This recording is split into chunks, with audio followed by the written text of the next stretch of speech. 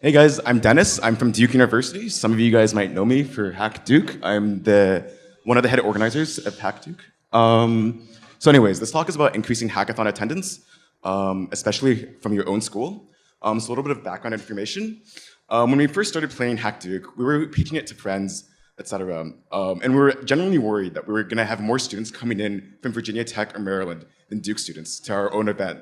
Because there's really not really much of a precedence of hacker culture, hackathons, etc. at Duke University. So to give you an idea, here are some numbers. So I helped organize a hackathon last spring at Duke called Hack Blue. It was between Duke and UNC. We had about 50 Duke students at best at the start of the event, and probably like 10 or 20 UNC students and a couple other stragglers there. This past fall, during HackDuke, we had approximately 230 Duke students show up and 300 non-Duke students show up. We actually had to cap the number of Duke students who could come just because of venue restrictions. And so how did we do this? So there are a couple of things we did really, really differently. Kind of the main focus of what we did differently was trying to build credibility. And so when I did it in the spring last year, our site was just on Hacker League. We didn't have an actual website, not that it's bad, but we didn't have much. It was just like time, location, etc. prizes. And so this is our site now. Scroll down a little bit. And so has a couple pictures, location, fancy buttons, whatever. And so kind of like the things you want to focus on here is branding. You want to make it look good. And you want to just building around this idea of gaining credibility, right? So big name sponsors are huge. Students will always ask you like, oh, how did you get Google on board? How do you get Facebook on board, etc. Even though in reality, you're just emailing sponsors, like these students think it's really, really exciting and really, really cool to talk to these companies, right? Even if they don't show up. Like we had Coinbase, for example, and like I probably got like 10 questions, even though we told them they were just judging remotely if they could talk to someone who worked at Coinbase. And so sponsors are huge. Also speakers if you can. We had Douglas Crockford, author of JavaScript The Good Parts, give a keynote for our event. And also Tim Sweeney, CEO and founder of Epic Games, do the closing notes for our event.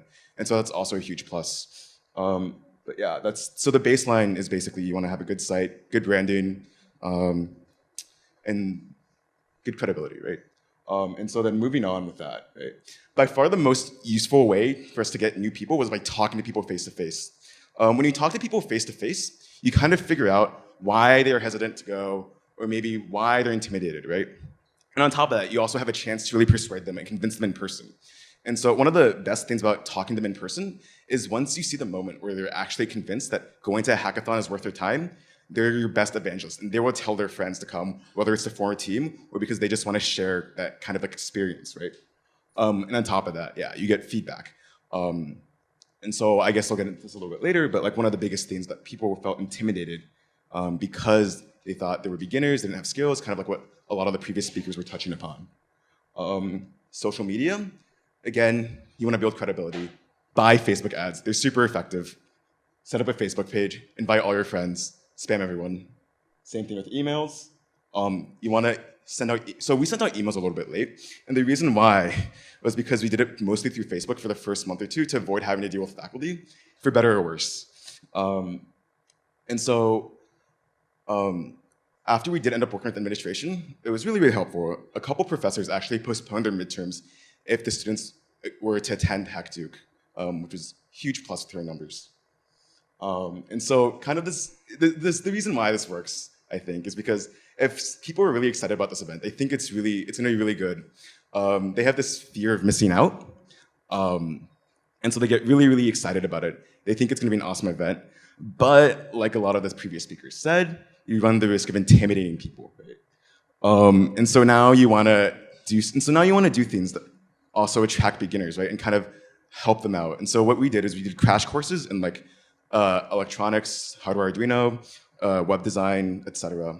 Kind of get them attracted to the event and kind of deal with those kind of insecurities, I guess. And so other things, swag, we promised a lot of free stuff, tech talks, perks. We also had like a barista come by, other cool things like that.